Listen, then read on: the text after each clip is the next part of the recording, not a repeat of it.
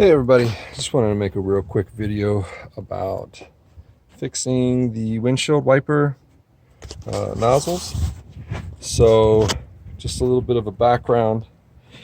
When we purchased this vehicle, there was a hard plastic tubing that was cracking and breaking right along here.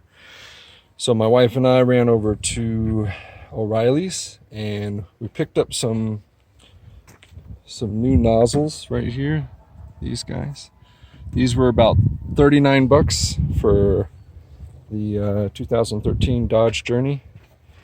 In order to get them out, basically I just took I got some snips that I just broke them off with and pushed them through, but you could take some pliers, and the old ones were just damaged. They had broken off at the base, so there was no salvaging them. So I just destroyed them and pushed them out. So I did that for both of those. And we ended up buying some new tubing, which cost about, I think it was $9.99. And then there was a kit where you can have these different components for putting hose together. I think that was another $9.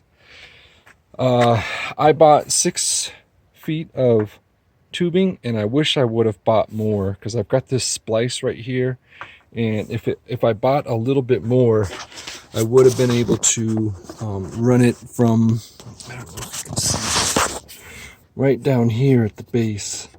I would have been able to run that tube all the way without having this splice in there. So in short, took out the old plastic tubing. The new tubing does not fit on these guys. I don't want to crush those. Ran the new tubing, popped out the old ones, used these, I don't know what they're called, like the T's, and then ran the tube right along here.